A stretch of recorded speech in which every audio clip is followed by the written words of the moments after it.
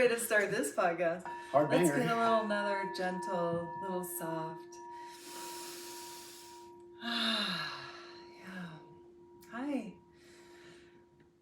We're observing consciousness. We're back. This is our podcast with DJ and Dana. I'm dropping in right now as we speak, so just taking a moment with this beautiful bowl here just to drop in and start to feel really authentic about this communication we're going to share today with our community.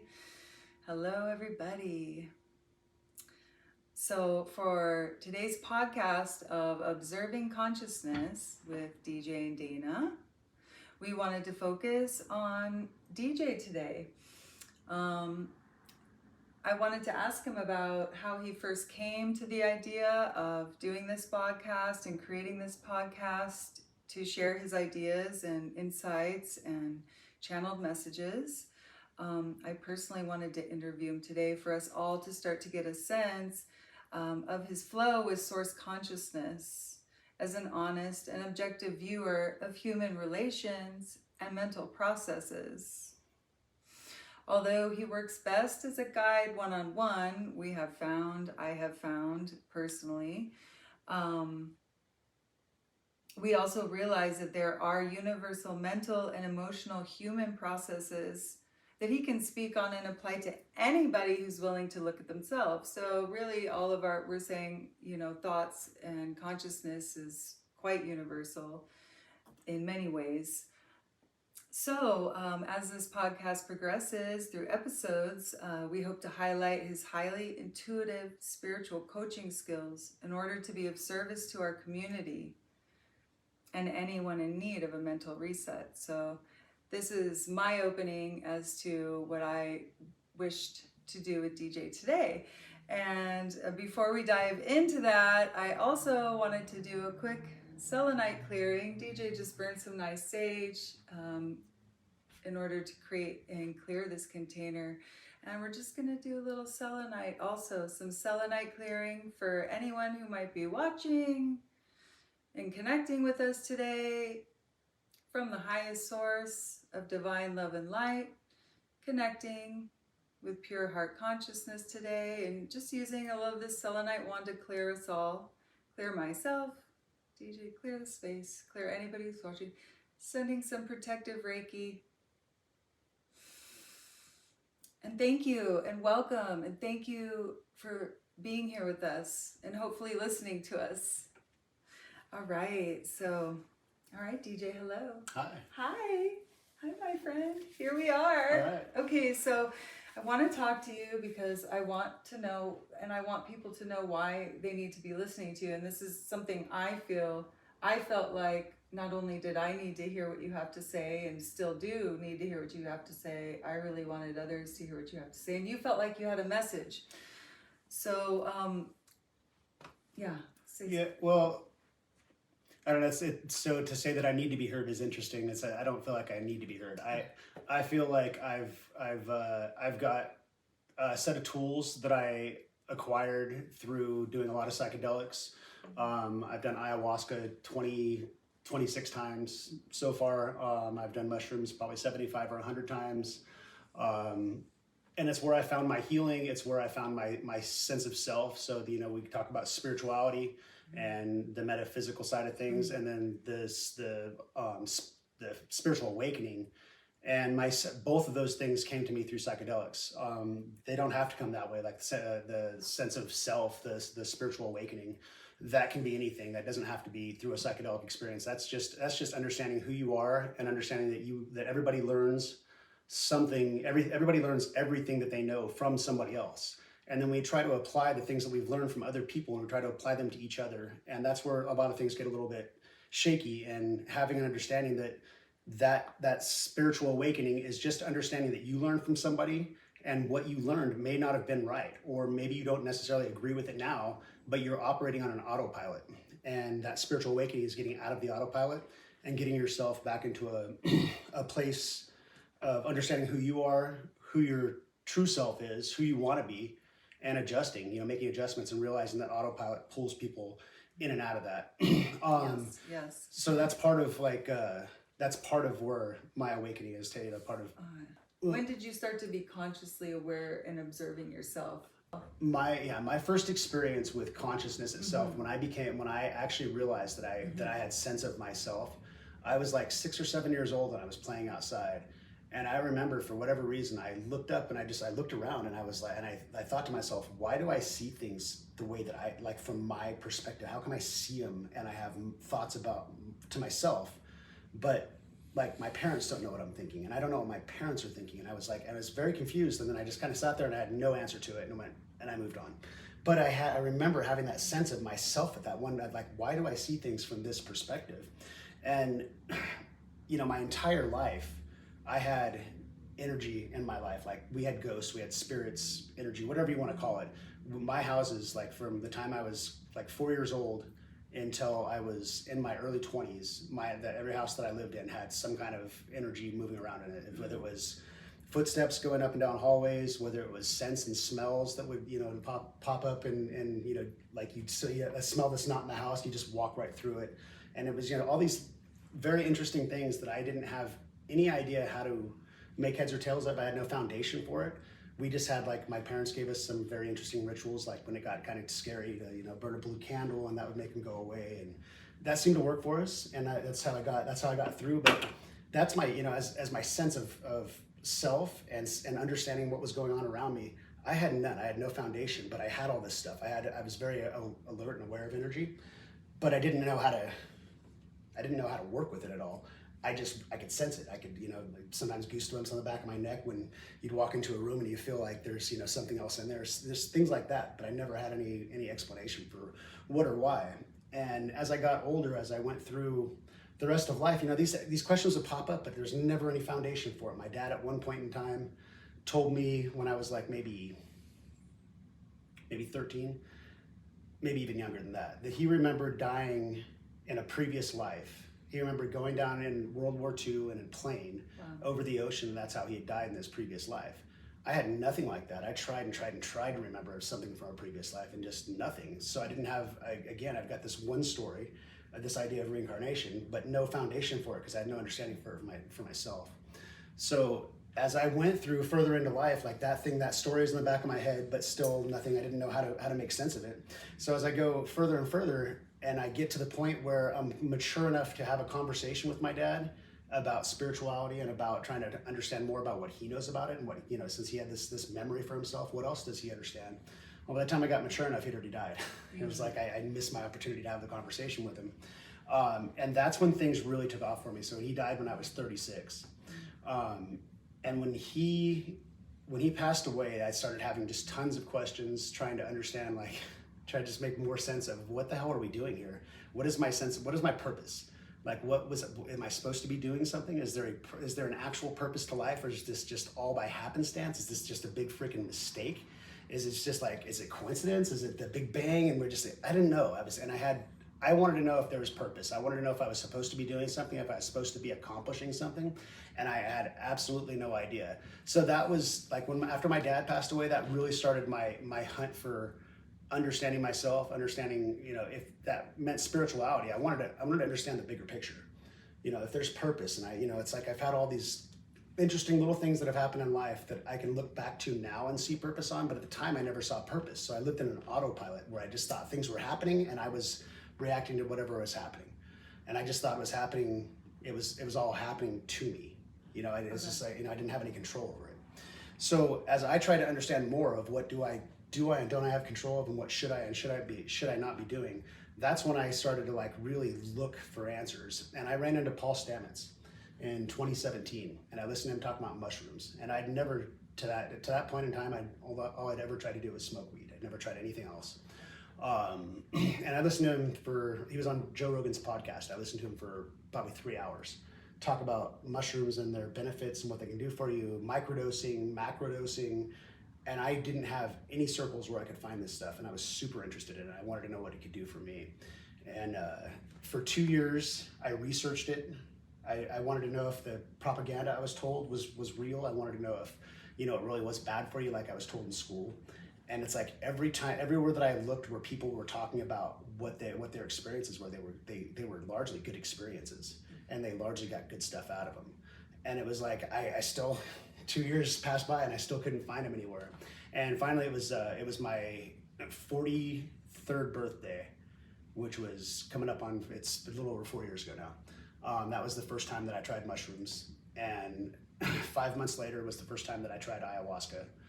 And between those two things, I had just a complete eruption of understanding what was going on, or trying to understand what was going on. The first time that I went and did ayahuasca, I was talking to one of the guys that he's kind of like a facilitator.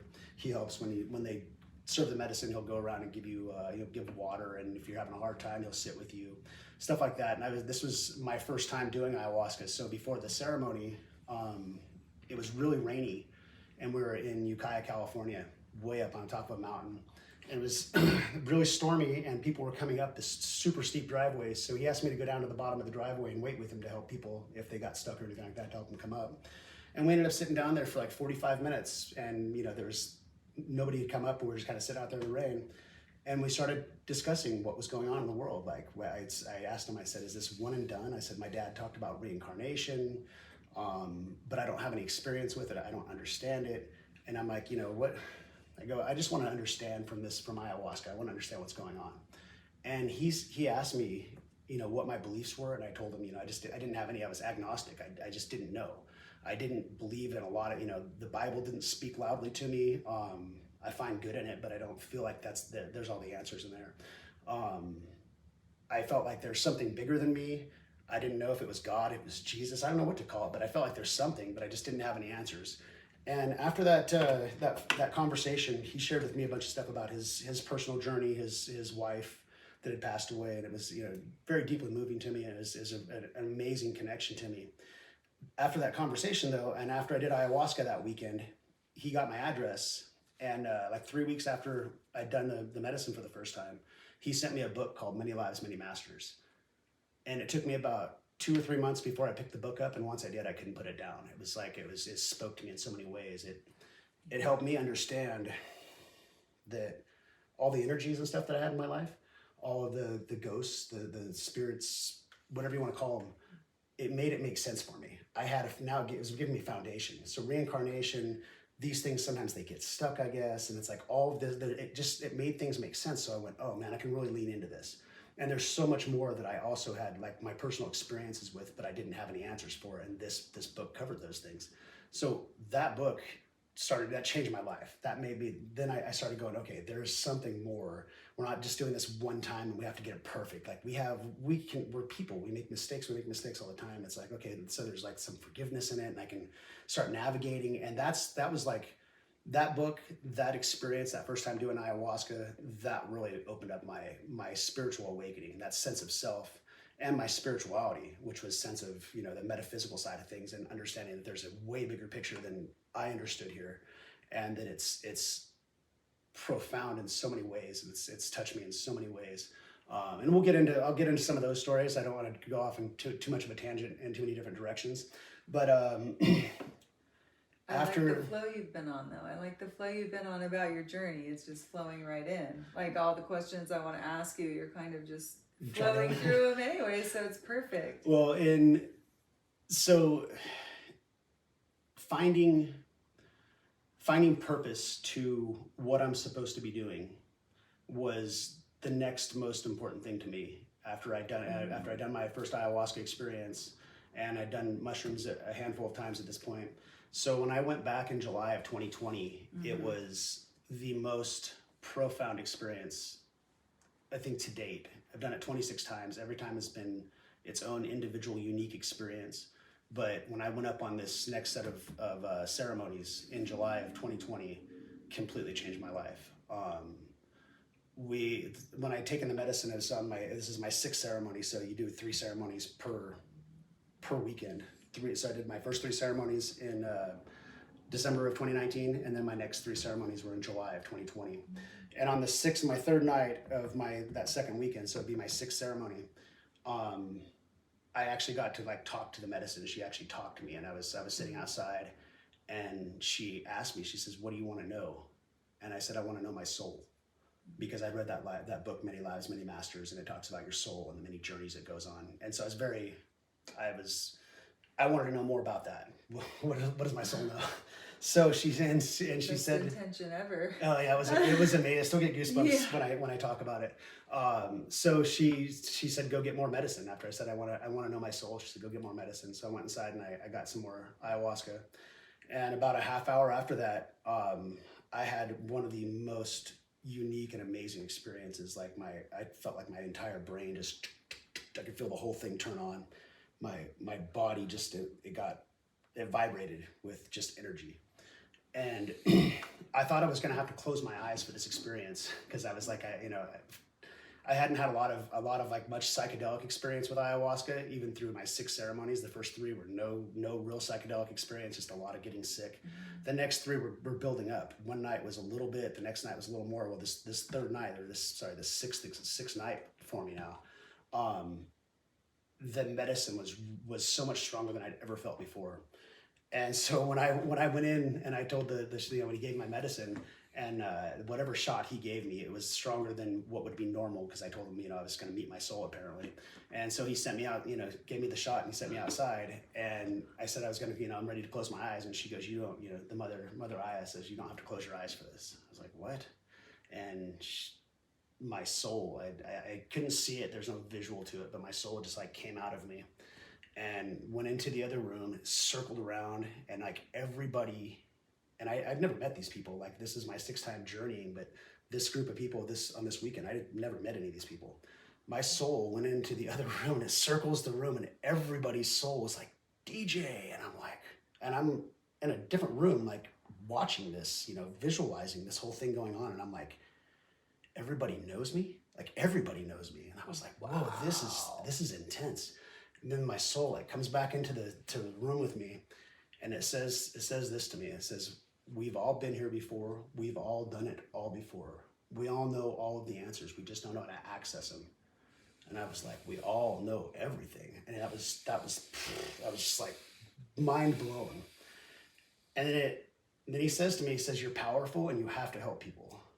And those 2 things, those were like the highlight of the night. I hung out with my soul for 3 hours, and there's so many stories that come out of that. But the main thing out of this, for the purpose of this one, is that's what gave me purpose. It was like, you're powerful and you have to help people. And I didn't know what that meant. I don't feel powerful. I didn't feel powerful. I didn't, to that point in life, I've been in manufacturing management. I would say my employees like me. I'd say I was a good boss. I was a good manager, but I wasn't helping a lot of people. Like, sometimes they'd come to me with problems and sometimes I'd help. But for the most part, I was just, it was production. It was numbers. It was, do better the next month than you did the month before. And it didn't have much to do with interpersonal stuff at all. Like, it was very little of that. And so that changed my path. I completely, that happened in July. The next month, I moved to a new state. I got out of manufacturing altogether, which I've been manufacturing management for 25 years. Mm-hmm. And I was on a journey to figure out, how do I help people? Like, what do I do to help people? And out of that came, in one of my other journeys doing, it was, I would say, about a year and a half later, I got a message to, like, what I should be doing is I should do a podcast. And I went, okay. I didn't know what to do a podcast about, but I bought all the equipment. That was in like late 2020. That was in September of 2020, so July. So that was actually only 4 months after I had met my soul. I get the message to go to do a podcast. Well, I bought the equipment, but I had no idea to do a podcast about it. I was like, do I do a podcast about ayahuasca? Like, there's only so many things you can talk about. And I bought the podcast equipment, I put it all away, and went on to something else. And then a few years later, now you and I meet, and we start talking about doing this together. And it was like, oh, maybe this is why I bought the podcast stuff 3 years ago. I was just a little early to the party. So that's what's changed my, like, that's the whole trajectory, is a culmination of that 6th time I did ayahuasca, where my soul said, "You're powerful and you have to help people." So I'm just trying to figure out, what does that mean? A little bit of this, there's I hope that I can give some of the insights that I get, and I hope it can help some people. And I also hope that, like, this brings perspective. Like, I think other people have other ideas that I haven't considered yet, and I like to hear I like to hear those ideas too.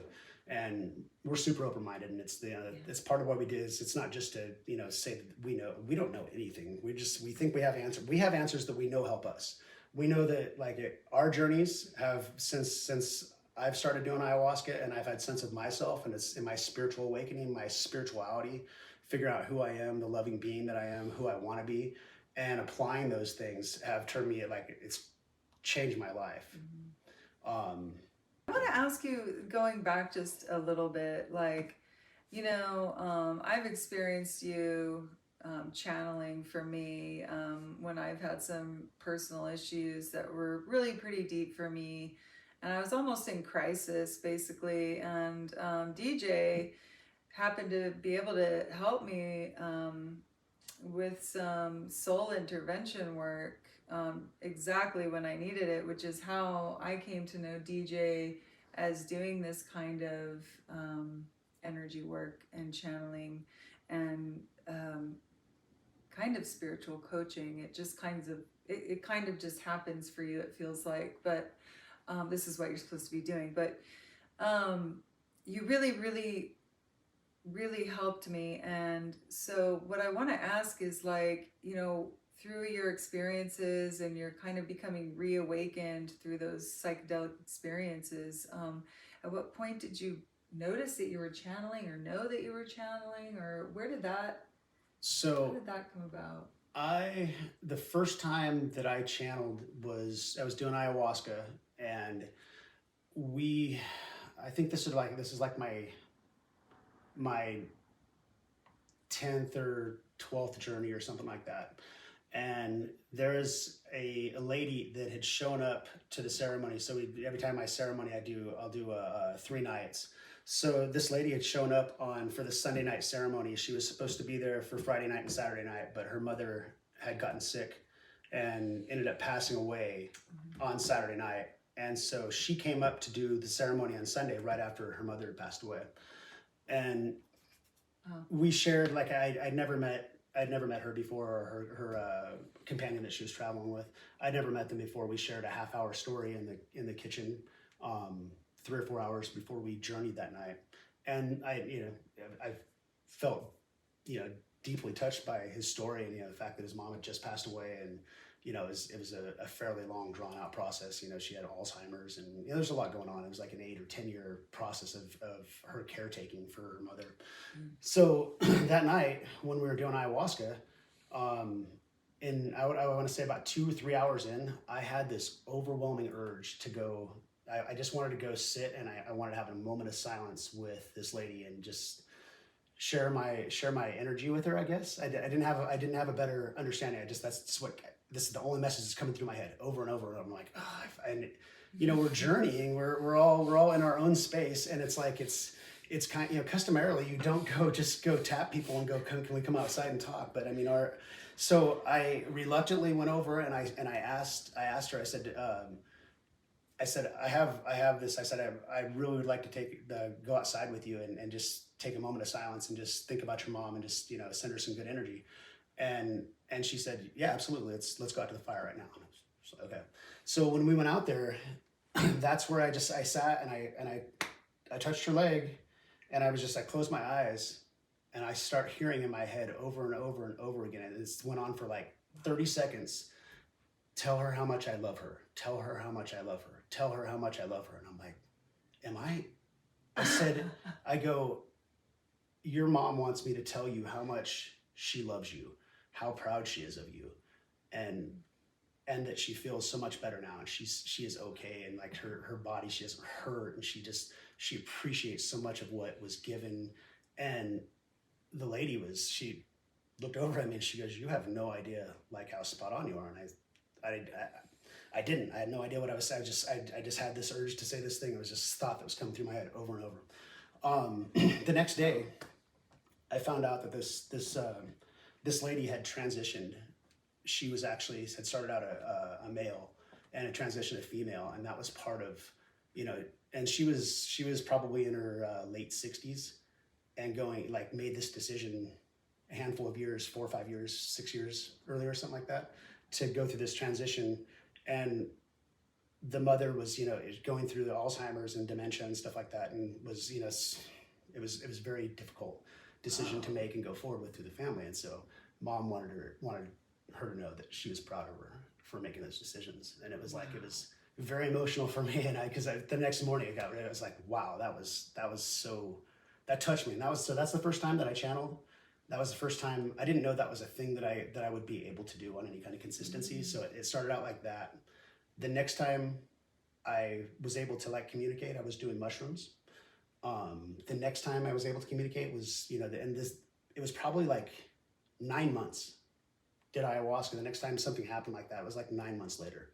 And then the next time it happened, it was like another month later. And I did it when there was no psychedelic. It was just weed. And I was communicating and going, whoa, this is really, and then it started. Then I was like, can I just do this? And then I can do it with or without weed. Weed connects me. It makes the connection stronger. So it makes it to where I can hear it better. But yeah, that was the process for it. And, as I didn't know that, it took a while before I realized it was something I could do. I never tried to like go dig back into it again or try to talk again. It just kind of happened naturally, where it was, I'd start hearing something, I'd start talking, and then we'd have these conversations, and it was pretty intense, pretty deep stuff. That was, wow. Yeah, I mean, there was some really interesting ones. The first time that I channeled when I was on weed, I actually channeled. I got to talk to my grandmother, and there was so when she passed away, she was 94 years old. She'd gone through a series of strokes, and she was debilitated, like to the point she couldn't do anything for herself. My mom was a caretaker for her 24/7 for like a year and a half. Had to help her off of the bed to go to the bathroom, had to put her back on. It was really a really hard last 18 months of her life. Well, the last handful of days, I was actually on vacation with a friend of mine, and I was, I call it vacation, but I was laid off. It was in 2010, and I wasn't working from all the recession stuff. So I was on my buddy's vacation with him, and I didn't have money to come back up. Well, my grandma had some strokes, another set of strokes. And it was like she was gonna pass away. She couldn't talk. She was paralyzed. And my mom's like, you gotta get back up here. And I was like, I didn't have a way. So I was like 9 hours away by car. We didn't have the money for the plane ticket, so I was gonna have to wait 3 days. So I ended up waiting the 3 days. Well, the second day of that, my grandma was sent home, and hospice was supposed to meet her at the house to give her pain medicine, because she had extreme pain from whatever happened with the strokes and the nerves and stuff like that. Well, hospice, there was some kind of a mix-up with hospice, and they didn't show up to the house. And my grandma had to sit there for 24 hours at her house with no pain medicine at all.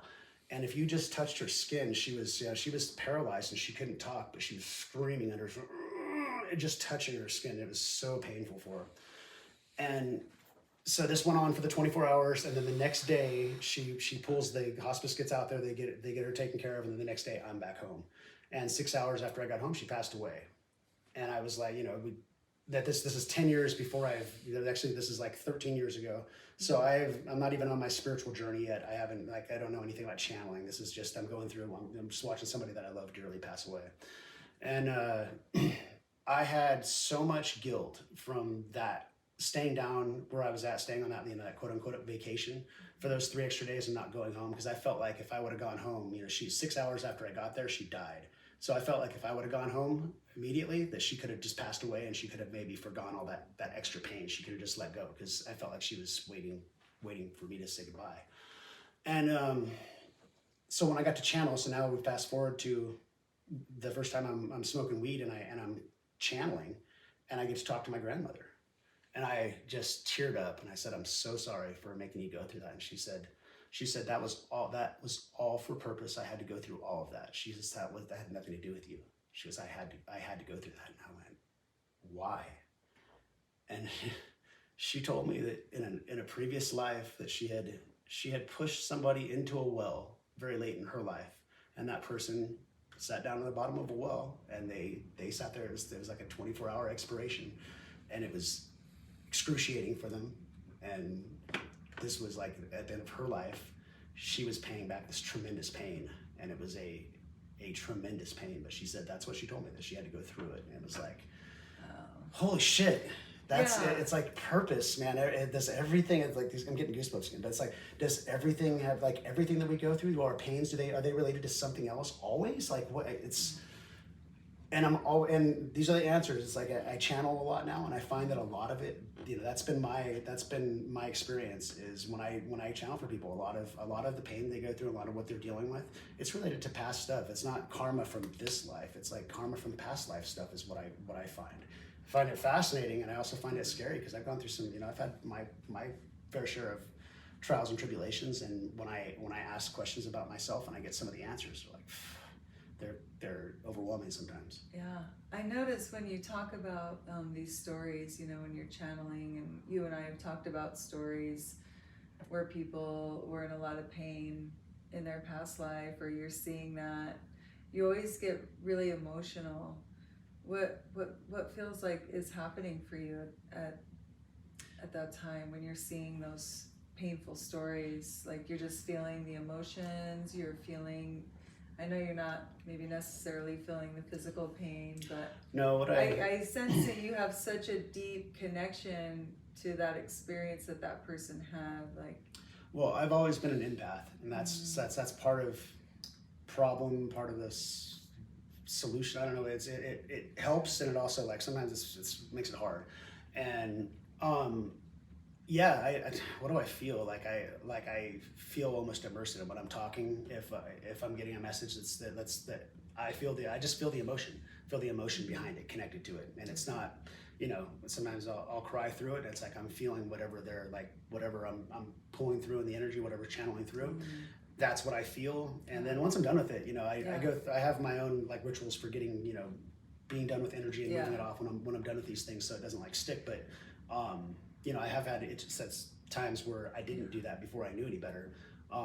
Where that shit would stick with me sometimes. And it was like, man, I you're feel releasing too. Yeah, so you got to go through. It's through a release that goes through it. But it's channeling the energy. The energy is coming through me, like it's going through. So I've got to you got to learn to displace it in like the Reiki and stuff like that. That I've learned a few things here and there.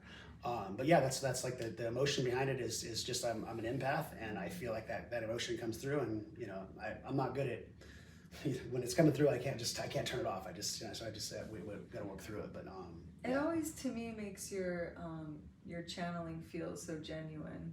Like when I'm experiencing us discussing an issue or something, and you start channeling for me or for us or another story maybe, and I connect to that emotion behind it through you, it always feels it just feels so real and so genuine. And that's just something I wanted to say, that it makes me feel like it's truly, truly genuine.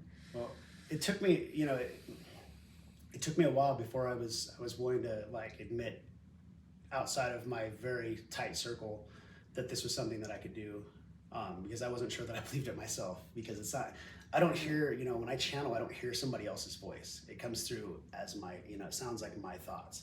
So I have to clear, you have to clear yourself, and then just be a channel, listen and see what comes through. And so you're not like projecting your own thoughts and your own projections into whatever's coming through. And that's so far, knock on wood, that's been one of the things that I do really well. Is I've gotten good at not bringing my, there's a couple times very early on where I saw spots where I was like, well, that wasn't, that didn't end up being true. And it was like, oh, that was it was my belief system versus what was coming through. It was like I was twisting the energy, so it comes through as a thought. It's like it's energy, and I don't even think the energy is not even the same language. Like when we have our own versions of sounds and whatever we use, and energy, energy is I think it's a technology. I think it's like a real technology that comes through. So I don't think it's like anything that's super magic. I think it's just a lost technology, or a technology that we just don't understand. But we have like these interesting receptors built into our brains. We have our pineal gland. We have, we are like computer systems, and we have the ability to, we have like antennas built into us, like with the pineal gland and stuff like that, where it actually sends and receives signals. So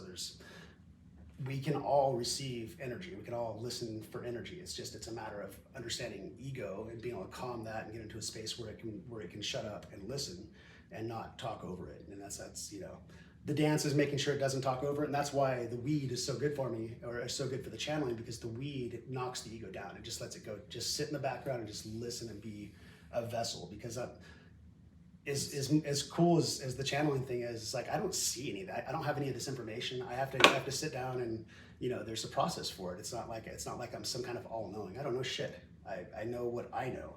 But when I can channel, I can talk to your guides, and it's like that's they know, and it's like so it's. That's what I love about you too, is that you say, I don't know shit, and you observe yourself channeling to make sure that it's authentic. Or you're almost like you're studying it as it's happening to you. I love that about you. Well, that's part of the ego, and I've done so much work and put so much thought into my own ego and what it represents and how autopiloted it was and how, you know, my ego felt like it was deserving and should have all of the things it wants, and it has put in all this work, and it had, you know, it was very full of itself, very full of itself. And I had to calm myself and step back and go, you know, because you manage people doesn't make you better than the people you manage. You're just you are just somebody that's facilitating, organizing. And it was like, for the longest time in my head, I thought I was somehow better. I thought I was a step above. And it's like, it took me a while before, you know, it was very ego driven, because I got into the management at a young age, where I was managing a large group of people, in my early 20s, 24 years old. I had 70 reports. And that really drove my ego into a spot where I felt like I got all these people that report to me. They have to ask me for permission. They have to do, you know, they do what I say. And it was from 24 to 32, 33, I was impossible to work with. I was an absolute asshole. It was my way or the highway, kicking stuff. And it was very ego driven. And I had to, it took me a while. And when I went through this awakening, it was sense of self. Who the fuck are you? What? This guy, you wouldn't recognize me today. The guy, you know, 5 years ago, I was a different person. 5 years before that, I was even more of a different person. But the person that I am now is night and day to who I was. I was very ego driven. So I pay a lot of attention to my ego, and I try to be the first one to not be ego driven. I want to I just am. I can be a channel, that's great, but I don't know anything. You know, at one point, as he was helping me through a crisis, I really saw who he was. And I really saw that he needed to do this. And he's like, that's funny. I've been wanting to do this. But with that, he was really noticing, and I was noticing too, that this was happening a lot for you. This was happening a lot for me too. But this was happening a lot for you, where people you would be out and about, and you would end up in these conversations really quickly with people. They would be attracted to kind of talking to you and really getting really deep with you, and even telling you very, very personal stuff really fast. And that was happening more and more. And it seemed like, from what I've heard and from what I've known personally as well, you're always able to offer some beautiful messages, guidance, thoughts. You know, you talk a lot about how you think and just how you're looking at things. And so just when did you notice that starting to happen more and more, where, you know, this is coming to you, if there is that at all? Well, I guess I'd say probably 4 years ago. It was, nothing like this was happening. I wasn't having these types of conversations with people. Yeah. And I felt lost myself. When I had people at work, when I was managing a lot of people, sometimes they would come to me with their problems, the personal problems. And I was just like, I don't know what to tell you, man. You're giving me all of this stuff. And I go, I don't have the tools for it. And I never did have the tools for it. The tools that I found were all through psychedelics. They were all my own awakening and looking around at me. And as I woke up and I looked around me at what was going on, people's behaviors and autopilot and ego. And those are the three things that stuck out the most. There's so many people that do things on a complete autopilot without recognizing that it might be an irrational choice. It might, road rage is one of those things that stands out a lot. Yeah. Because people take road rage so personally, because it's dangerous. You could get killed if somebody runs into you. But most of the time, when that somebody is running, the somebody that starts the road rage off, that accidentally cuts somebody off, it's an accident. Not almost every time it's an accident. They didn't go, so-and-so is over there, let me try to wreck into them, right? It's they're not trying to wreck themselves most of the time, right? 99% of the time. And then the guy that whoever almost gets cut off, that starts the chase. It's if we just had the perspective to step back and go, this is they're not out to get me. nobody is really out to get you. I feel like all of my interactions personally are good. I don't have bad interactions. I put good energy out. I get good energy back. I feel like, if you take it online, that's a different story. Like online, it doesn't matter what you put out there. You're gonna get some shit back. But that's not where I live. Like the reality is the real interactions. They're good interactions, and people are not. They're typically doing the best they can for themselves, and they're not trying to do bad by you. You just get caught up in it, and it's how you get caught up in it, and that's responsibility. That let yourself get caught up in somebody else being able to make a decision for themselves that affected you. And it's understanding for me is coming to understand that people are doing the best they can for themselves, and they're not out to get you. But sometimes the decisions they make will affect you. And in taking myself, trying to pull myself back, but understanding they are just doing the best for themselves, and they're doing it based on what they learned from other people, from their parents, whoever the 7 people you hang out with the most, or some variation of them. It's like, you have to, we all could take a step back and have some empathy towards where they might have learned, and understand that they might have learned in a different way than we did. This is the way we see it, and this is how we should interact with that particular situation. But they learn from somebody different, and they see the situation a little bit differently than you do. And just having that empathy, having that perspective that allows you to step back and realize that people are, okay, let's just watch them. And that's what I can observe. Instead of getting like emotionally attached to what's going on, I can step back and observe it and go, oh, look at the autopilot. Look, they're not even thinking about the actions or the consequences to the actions or any of the things that go along with it. They're just acting the way they think they're entitled to for whatever reasons.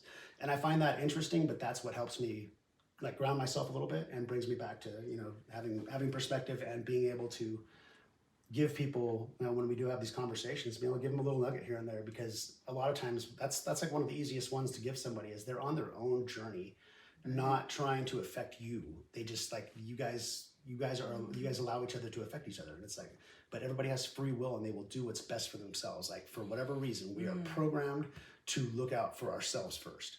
Almost doesn't matter what's going on. If you get into that fight or flight mode, you were looking out for yourself first, and other people they're after the fact. I mean, some of us have an ability to look out for other people first, but most of us, we're always, if the shit's hitting the fan, we're looking out for ourselves first. Right. So it's just understand that's what people are doing. So yeah, those are little nuggets. And the belief is 9/10 of your reality. That's one of my favorite ones. And I picked up some nuggets along the way. We should always keep remembering that the belief is 9/10 of your reality. That's one I like when you always bring that up and remind us. That's a big one. I want to keep being reminded.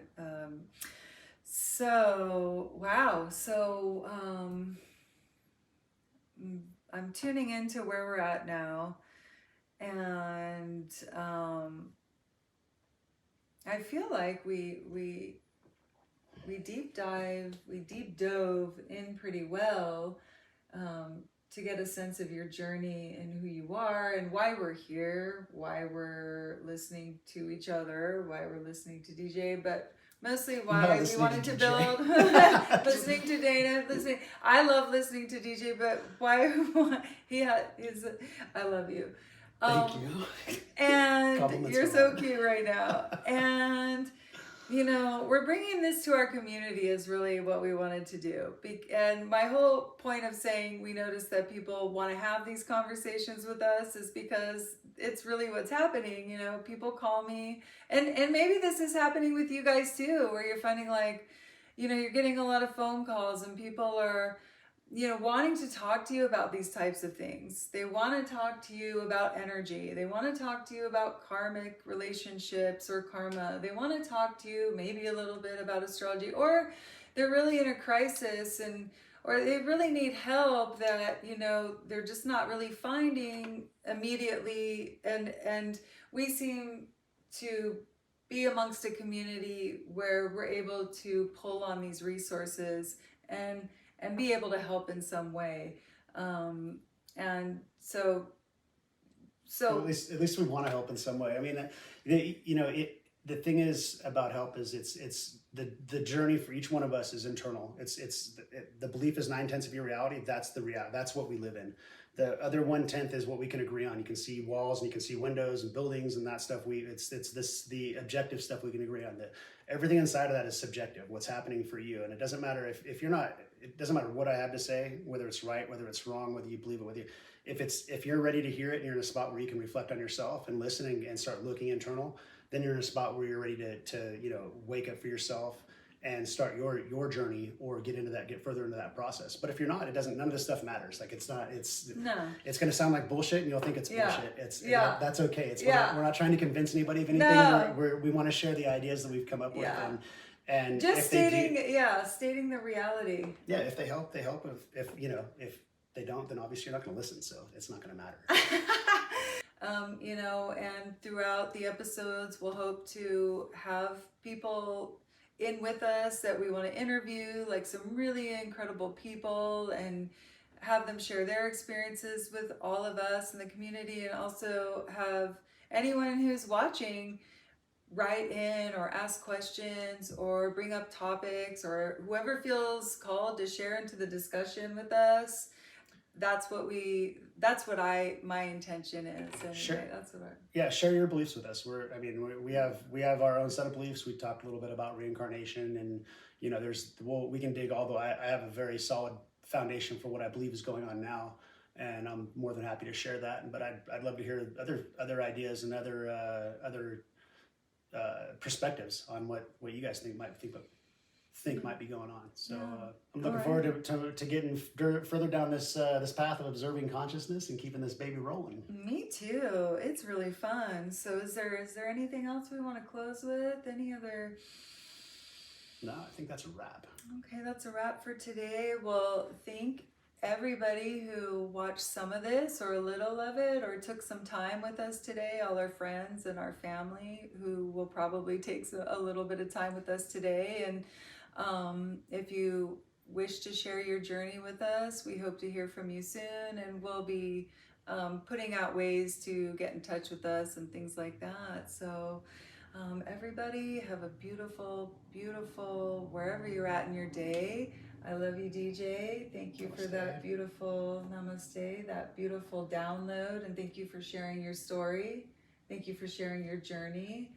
And that's why we share our journeys and stories is I feel like people can see themselves through those stories, and it makes the path a little easier sometimes, or it seems like a little bit of medicine. It gives some relief when we share these stories and we can find insight with each other and connection with each other and love with each other. So thank you, thank you, thank you.